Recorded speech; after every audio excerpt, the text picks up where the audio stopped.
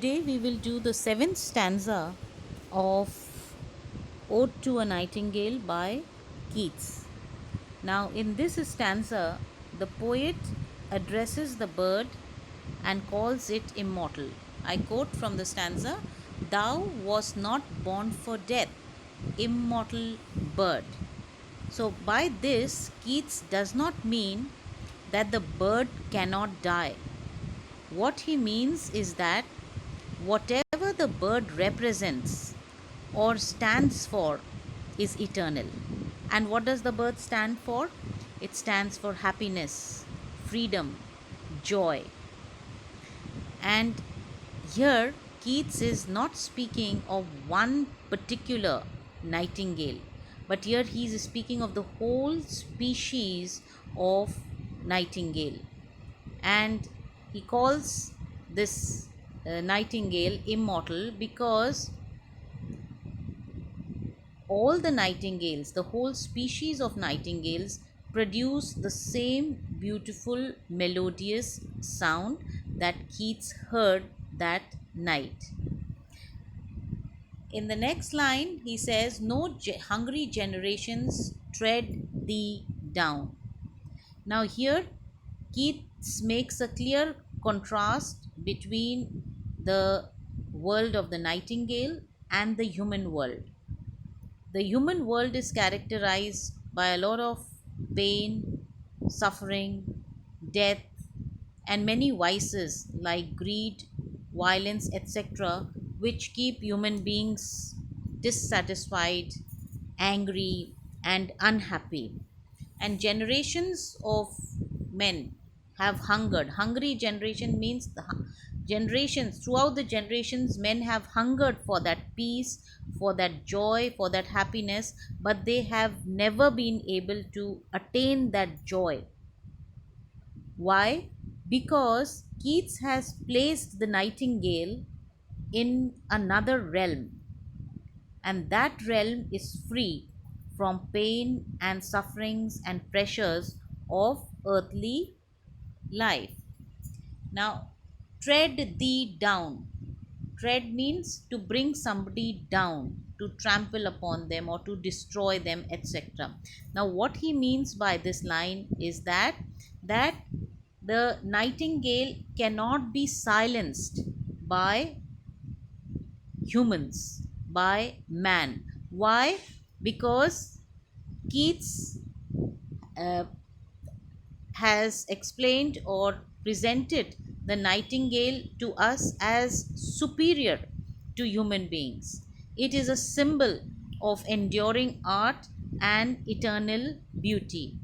And as such, its song and what it represents is immortal compared to the brief, brutish life of men on earth. So, what he is trying to say is there have been no human being or a human generation that can dare to silence the bird. Now, by these lines over here, he is making a comparison between himself and the nightingale also. When he says that you were not born for death, he says that you were not born for death like me, that you are immortal, but I am not. I am mortal. I am subject to death. I will die. And uh, the second comparison that he makes over here is that no one can dare to destroy you, trouble you, bother you. But for me, living on this earth, people have bothered me, have troubled me. So he is drawing comparisons between himself and the nightingale. Now, this talk of generations also leads him to think of human history. Uh, when he says, in ancient days, by emperor and clown. The voice I hear this passing night was heard in ancient days by emperor and clown. So he's saying here that the song that I heard is the same song that was heard many, many years ago in the times of emperors and court jesters or clowns. Also, perhaps the self same song that found a path through the sad heart of Ruth when sick for home. And now, in his imagination, he moves to very ancient times, in fact, to the biblical times, the Old Testament, where there was this character, biblical character by the name of Ruth. And she had been widowed and was a Moabite, and her mother-in-law was a Israelite.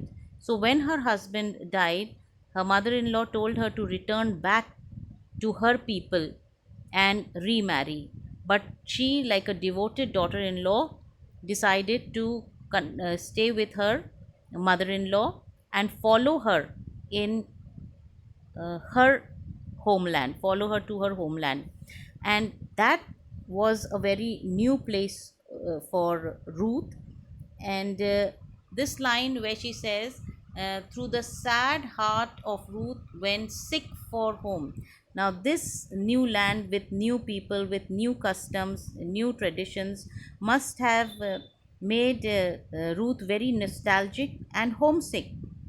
So, and she may have even shed a few tears in nostalgia while she must have worked in the cornfield. So, Keats imagines that when the nightingale must have sung this song, it must have uplifted the spirit of Ruth in this new land.